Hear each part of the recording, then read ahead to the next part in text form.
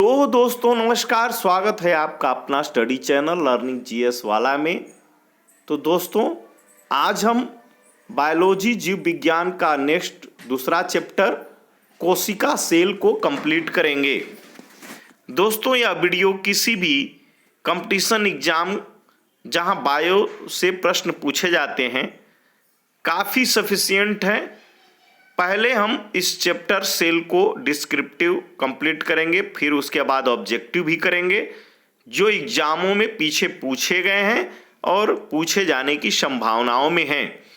Video में आगे बढ़ते हैं, आपको देखने से ही समझ में आ जाएगा, बस वीडियो में अंत तक बने रहिएगा कि कितना इंपॉर्टेंट और महत्वपूर्ण प्रश्न डिस्क्रिप्शन के माध्यम से आपको यह तैयार किया गया है।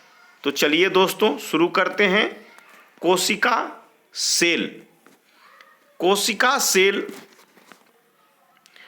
जीवों की, जो जीव की बात करते हैं हम, तो जीवों की सबसे छोटी रचनात्मक एवं क्रियात्मक, सबसे छोटी, यह जीव में सबसे छोटी होती है, जो रचनात्मक एवं क्रियात्मक फंक्शनल यूनिट इकाई को कोशिका कहते हैं। कितना इंपॉर्टेंट यहां से प्रश्न बनता है कि कोशिका क्या होता है, या प्रश्न बनता है कि जीव की सबसे छोटी रचनात्मक क्रियात्मक इकाई को क्या कहते हैं, तो कोशिका यानी कि सेल कहते हैं।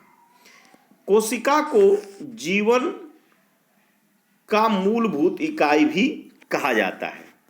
जीवन का मूलभूत जो इकाई होती है वह कोशिका ही होती है।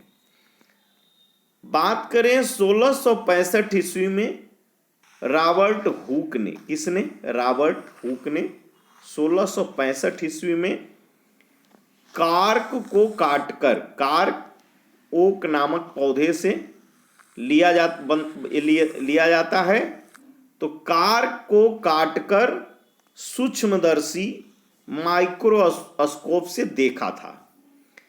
इसमें अनेक चैम्बर दिखाई दिए थे।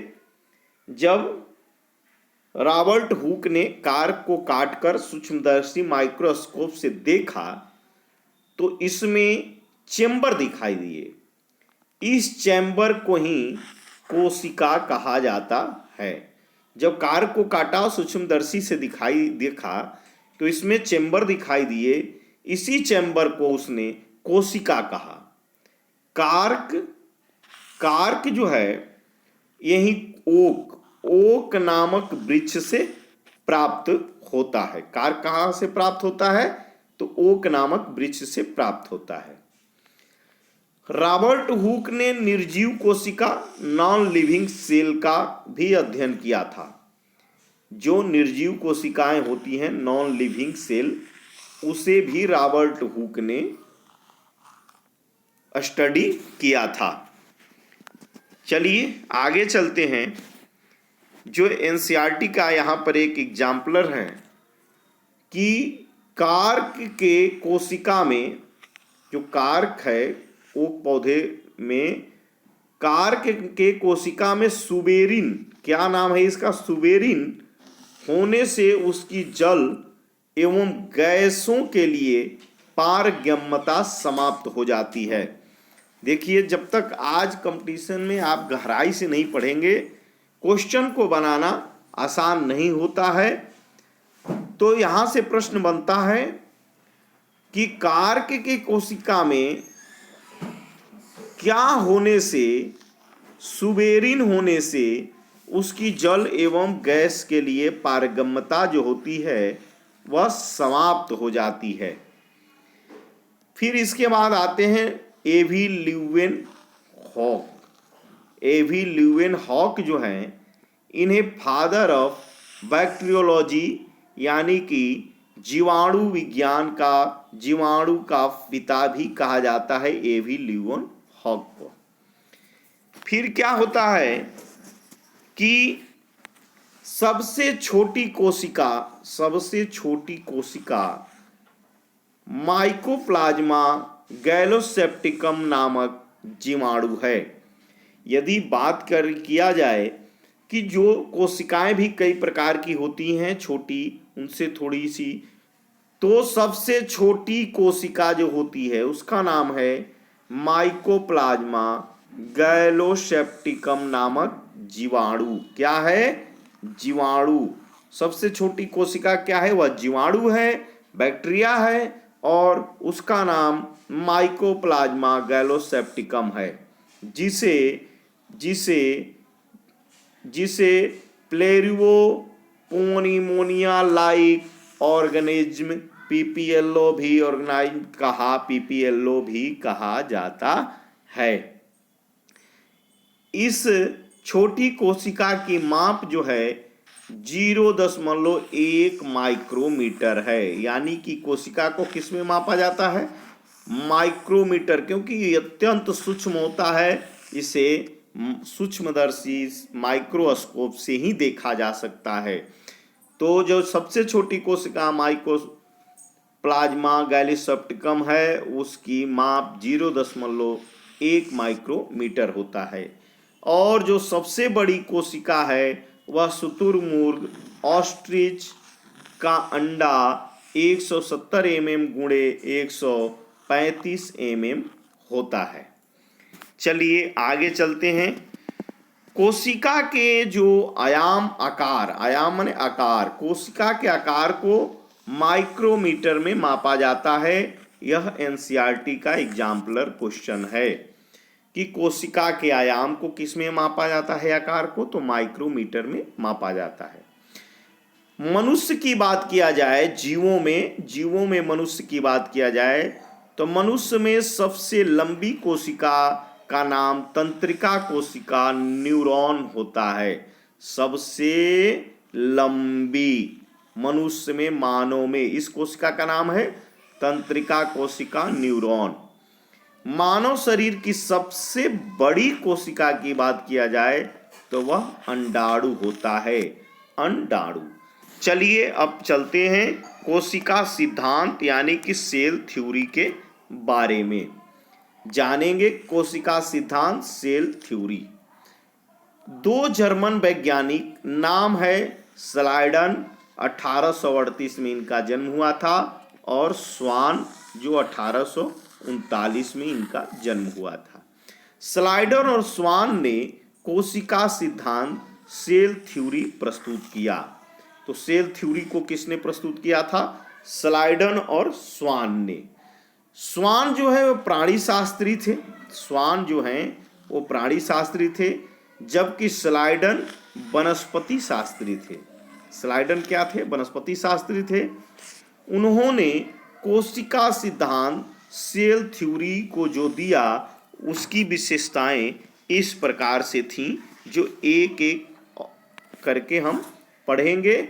पहला, सभी जीव कोशिकाओं के बने होते हैं, यानी कि जितने भी जीव इस धरती या आकाश ब्रह्मांड में हैं वो किससे बने होते हैं? सेल यानी कि कोशिकाओं से बने होते हैं। दूसरा, उन्होंने कहा कि प्रत्येक जीव की उत्पत्ति एक कोशिका से होती है। जो जीव होती है वह जीव की उत्पत्ति एक कोशिका से ही होती है। प्रत्येक कोशिका स्वतंत्र होता है। तो सेल किस अवस्था में होता है जीवों के अंदर? तो स्वतंत्र अवस्था में होता है। किंतु सभी मिलकर किसी कार्य को संपन्न करते हैं। सभी कोशिकाएं जीवों के अंदर स्वतंत्र होती हैं, लेकिन यदि वह किसी कार्य को करती हैं तो सभी मिलकर ही किसी कार्य को संपन्न करती हैं। अगला बात उन्होंने बताया कि प्रत्येक कोशिका में केंद्रक होता है जो कोशिका के सभी कार्य को नियंत्रित करता है।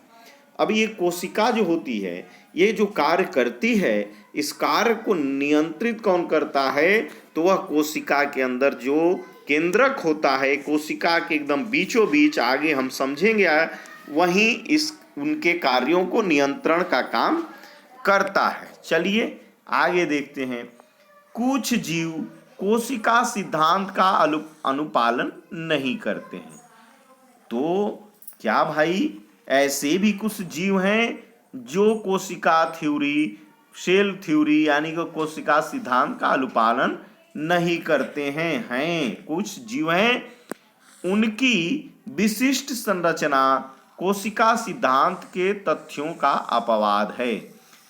जो जीव कोशिका सिद्धांत का अनुपालन नहीं करती हैं वे इसके अपवाद भी हैं और वो विशिष्ट संरचना के होती हैं। ये जीव जो होते हैं निम्नवत होते हैं। कौन कौन? जैसे विषाणु वायरस ये जो होते हैं ये सेल थ्योरी का अनुपालन नहीं करते हैं। तो विषाणु के बारे में आज हम पूरा अच्छे से समझेंगे कि विषाणु होते कौन होते हैं। तो ये वायरस विषाणु सजीव एवं निर्जीव के मध्य की कड़ी माने जाते हैं। न ये सजीव होते हैं न निर्जीव होते हैं, तो फिर होते हैं क्या भाई?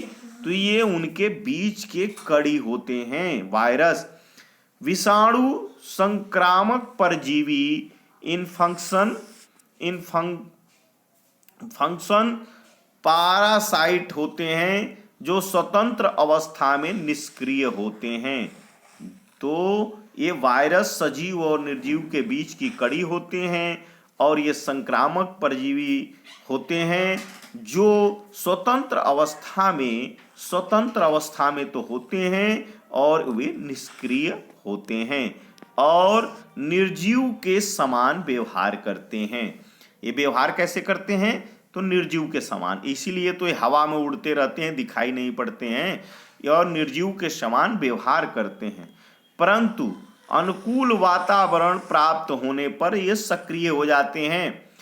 देखिए कितना ये डेंजरस खतरनाक होते हैं कि वायरस जो होते हैं वो निर्जीव के तरह व्यवहार करते हैं, लेकिन जैसे ही इनको अनुकूल वातावरण मिलता है ये निर्जीव से फिर सजीव का रूप धारण कर लेते हैं, सजीव के रूप में कार्य करने लगते हैं। तो इसीलिए इन्हें सजीव और निर्जीव के मध्य की कड़ी कहा गया है और सजीवों के समान व्यवहार करने लगते हैं।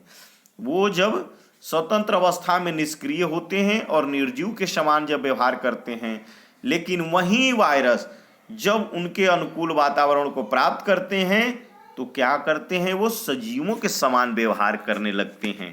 ये वायरस इतने खतरनाक होते हैं। चलिए आगे देखते हैं। विषाणु जो होता है केवल न्यूक्लिक अम्ल डीएनए एवं आरएनए से निर्मित होते हैं। वायरस किससे निर्मित होते हैं? तो न्यूक्लिक अम्ल कौन कौन होते हैं? डीएनए एवं आरएनए। डीएनए एवं आरएनए एक न्यूक्लिक अम्ल होते हैं और इन्हीं से विषाणु का जन्म होता है। इन विषाणुओं के चारों ओर, वायरस के चारों ओर प्रोटीन का आवरण होता है। ध्यान रखिएगा, यहां से प्रश्न पूछता है, ये सभी लाइन इंपॉर्टेंट है कि वायरस के चारों ओर किसका आवरण होता है? तो प्रोटीन का आवरण होता है। ये निर्मित किससे होते हैं? तो न्यूक्लिक अम्ल जो डीएनए और आरएनए होते हैं उससे ये निर्मित होते हैं और प्रोटीन का इनके चारों ओर आवरण होता है। ये जीव अपने विकास के क्रम में कोशिका की अवस्था तक नहीं पहुंच पाए। ये जीव जो हैं, वायरस जो हैं, ये जब डेवलप कर रहे थे तो ये कोशिका की अवस्था को नहीं प्राप्त कर पाए थे, इसलिए इन पर कोशिका सिद्धांत की थ्योरी, सेल थ्योरी तथ्य लागू नहीं होता है, क्योंकि ये कोशिका की अंतिम अवस्था तक पहुंच ही नहीं पाए। चलिए और आगे कौन सा होता है भाई? एक वायरस हो गया, फिर जो है वायराइड होता है। ये वायराइड क्या है इसको आज भी समझेंगे। वायराइड विषाणु के समान, यह भी विषाणु के ही समान होता है, परंतु आकार में अपेक्षाकृत छोटे पादप रोगकारी जीव है। ये कैसा है? छोटे पादप रोगकारी जीव होता है। यह विषाणुओं के विपरीत इनमें प्रोटीन अनुपस्थित होता है। वायरस विषाणु के चारों ओर प्रोटीन का आवरण होता है, लेकिन वायराइड में प्रोटीन क्या होता है? अनुपस्थित होता है। ये जीव भी कोशिका सिद्धांत के तथ्यों का अपवाद है। ये भी जो है कोशिका सिद्धांत की थ्योरी का पालन नहीं करता है। अगला कौन है जीव? प्रियान। प्रियान प्रियान केवल प्रोटीन द्वारा निर्मित होता है, ये ध्यान रखिएगा। प्रियान का निर्माण कैसे होता है? जैसे वायरस का न्यूक्लिक अम्ल से होता है, तो इसका निर्माण प्रोटीन से होता है, तथा इसमें न्यूक्लिक अम्ल अनुपस्थित होता है, इसमें डीएनए आरएनए नहीं होता है। ये जीव मानवों एवं पादपों में तंत्रिका संबंधी रोग उत्पन्न करता है। मानव एवं पादपों में जो तंत्रिका संबंधी रोग होता है वह प्रियान के द्वारा होता है। कोशिका के स्तर से अत्यधिक छोटी संरचना होने के कारण ये कोशिका सिद्धांत का अनुपालन नहीं करता है। यह सेल से भी, कोशिका से भी छोटा होता है। फिर आरबीसी, लाल रुधिर कणिकाएं आरबीसी भी सेल सिद्धांत का पालन नहीं करती हैं। आरबीसी लाल रुधिर कणिकाएं केंद्रक विहीन होती हैं, जबकि सेल में केंद्रक होता है। तो आरबीसी में केंद्रक, ध्यान रखिएगा, केंद्रक नहीं होता है। इस प्रकार ये कोशिकीय संरचना की दृष्टि से अपूर्ण होती हैं, क्योंकि कोशिका की संरचना में जो होता है वह केंद्रक होता है और आरबीसी में केंद्रक नहीं होता है, तो इसलिए यह कोशिका संरचना की दृष्टि से अपूर्ण होता है और कोशिका सिद्धांत का अनुपालन नहीं करती है आरबीसी लाल रुधिर कणिकाएं। तो ये चारों एग्जाम्पल याद रखिएगा, वायरस, वायराइड, प्रियॉन और आरबीसी, ये कोशिका सिद्धांत का अनुपालन नहीं करती हैं।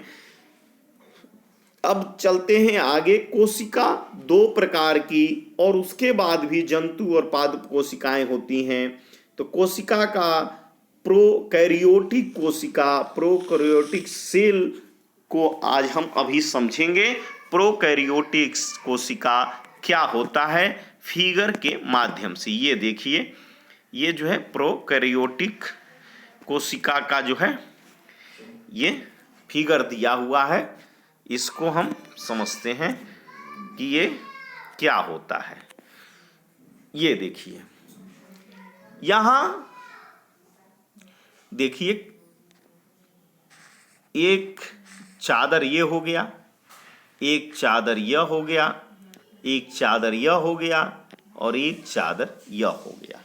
यह जो है चार प्रकार की चादरों के बाद बीच में यहाँ इस क्षेत्र में ये जो है ये कोशिका द्रव्य भरा रहता है और फिर ये पार्ट काफ़ी इम्पोर्टेंट होता है।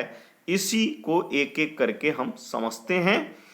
तो सबसे पहले ये जो है, इस चादर को देखिए, ये जो है ये क्या है?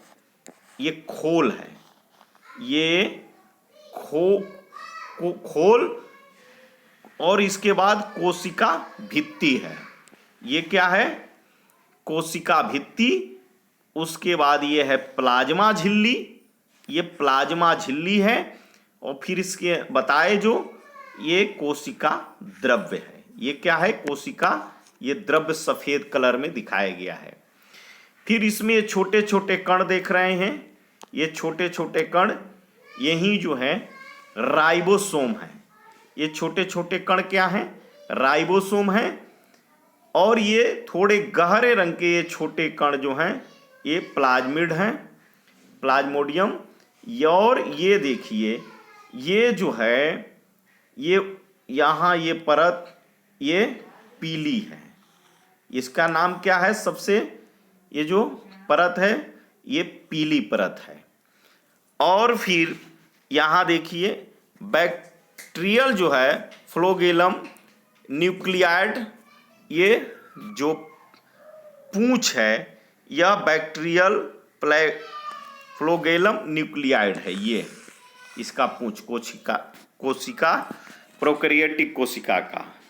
और यहाँ जो ये देखिए गोले गोले इसके अंदर बनाए गए हैं, ये गोलाकार क्या है? यही डीएनए है। चलिए, ये प्रोकैरियोटिक सेल है और यहाँ पर फिर यूकैरियोटिक सेल है। ये यूकैरियोटिक सेल है, इसका आकार इस प्रकार का है गोला और वो लंबा, प्रोकैरियोटिक लंबे आकार का और यूकैरियोटिक जो होता है ये गोले आकार का होता है। इसमें देखिए यहाँ यही जो है ये केंद्रक है। ये केंद्रक इस सेल के कार्यों को नियंत्रण कौन करता है? यही केंद्रक करता है, यही केंद्रक है। और फिर इसके बाद ये देखिए ये रेड कलर के और ये जो है सफ़ेद कलर के, फिर ये गोले कलर के देख रहे हैं, ये लंबे कलर के, ये सभी के अलग अलग फंक्शन कार्य हैं। ये देखिए फिर यहाँ जैसा कि ये सबसे बाहरी परत जो है ये यही प्लाज्मा झिल्ली है, प्लाज्मा झिल्ली। और फिर ये रेड कलर के जो हैं इनके ये तारक केंद्र कहे जाते हैं, ये तारक केंद्र हैं। फिर उसके बाद में ये देखिए यहाँ ये लंबे लंबे ये गाल्जी काय हैं, ये क्या है? गाल्जी काय हैं। फिर उनसे छोटे आकार में ये चिकनी अंतर्द्रव्य जालिका है और ये केंद्रकीय झिल्ली है। ये जो है केंद्रक के अंदर का पार्ट हो गया और ये बाहरी आवरण जो होती है ये केंद्रकीय झिल्ली से ढकी होती है, केंद्रकीय झिल्ली से ढकी होती है। फिर ये लाइसोसोम है और ये राइबोसोम है। ये थोड़ा छोटा छोटा, ये जो पतले पतले छोटे दिखाए गए हैं। और ये माइटोकॉन्ड्रिया है, माइटोकॉन्ड्रिया है। खुरदरी अंतर्द्रव्य ये जालिका है, एक कोशिका द्रव्य है। ये सफेद वाला, ये दोनों में सफेद वाला कोशिका द्रव्य होता है। चलिए आगे चलते हैं। यहाँ जो है आपको प्रोकैरियोटिक और यूकैरियोटिक में डिफरेंस दिया गया है। इसको समझते हैं कि इन दोनों में अंतर क्या होता है। प्रोकैरियोटिक सेल और यूकैरियोटिक सेल, इन दोनों का अंतर हम थोड़ा समझते हैं। यह प्राचीन कोशिका है, प्रोकैरियोटिक क्या ऐसा है, यह प्राचीन कोशिका है। इसके अंतर्गत बैक्टीरिया, माइकोप्लाज्मा, नीलहरित शैवाल आदि आता है।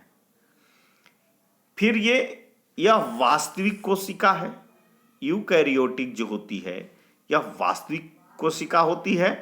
इसके अंतर्गत सभी पौधे एवं जीव आते हैं। इसके अंतर्गत सभी पौधे एवं जीव जो आते हैं वह किसके अंतर्गत आते हैं? वो यूकैरियोटिक सेल के अंतर्गत आते हैं। दूसरी बात प्रोकैरियोटिक की, तो इसमें माइटोकॉन्ड्रिया, गाल्जी बॉडी, लाइसोसोम नहीं पाया जाता है। जबकि बात किया जाए यूकैरियोटिक की, तो इसमें माइटोकॉन्ड्रिया, गाल्जी बॉडी और लाइसोसोम पाया जाता है।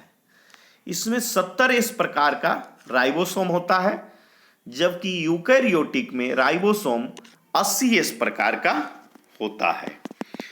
आगे चलते हैं।